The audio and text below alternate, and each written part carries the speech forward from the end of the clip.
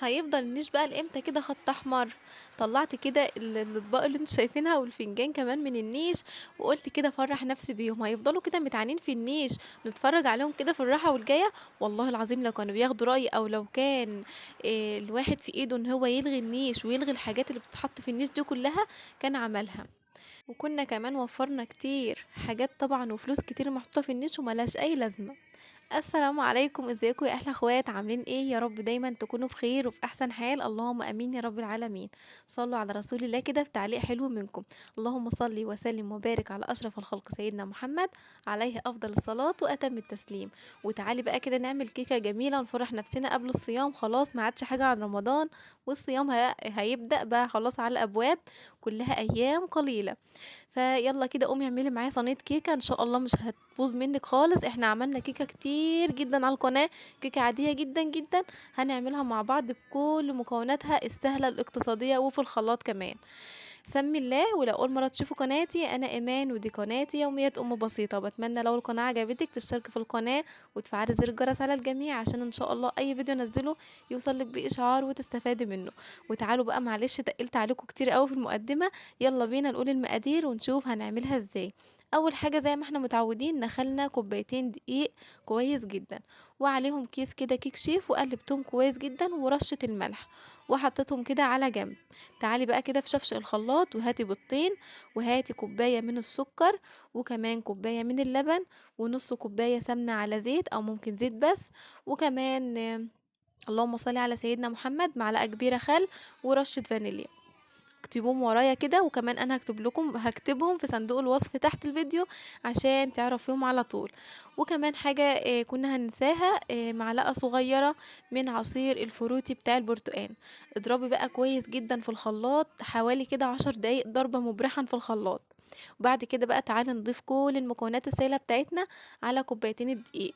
واعملي حسابك وانت بتعايري كده الكوبايات تبقى هي كوباية واحدة بس اللي بتعايري بيها كل الحاجات دي، عشان المقادير بتاعتك ومكوناتك تيجي مظبوطه معاكي.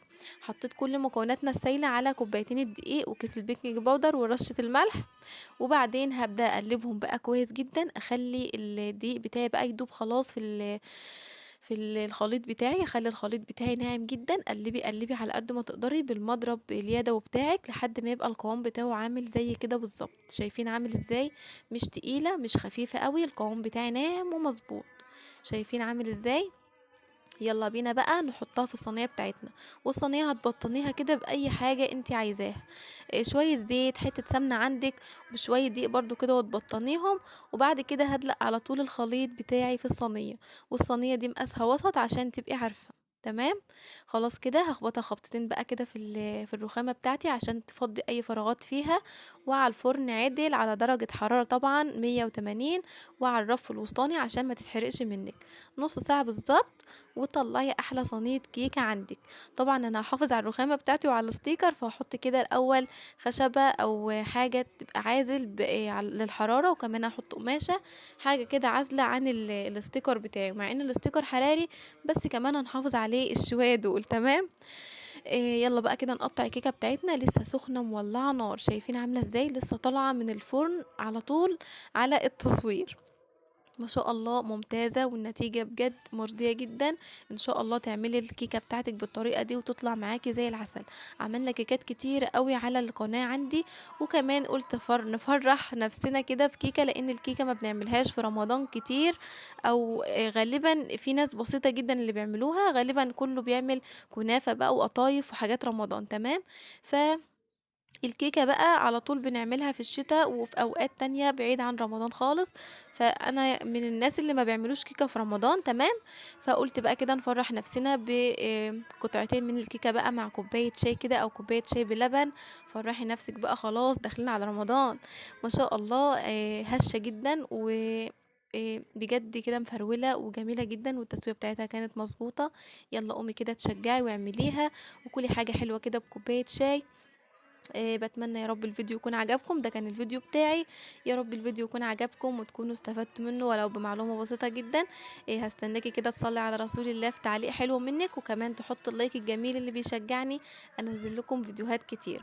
قومي بقى اعملي كده صينية من الكيكة، وادي كده لحبايبك منها وفرحي اولادك، وان شاء الله تعجبِك وكمان تعتمدي الطريقة الجميلة دي. شايفين؟ ما شاء الله ما فيش بعد كده. يالّا بقى أشرب كوباية شاي بلبن بقى من نِفسي وأفرّح نَفسي بطقم الصيني اللي أنا طلّعته من النيش ده.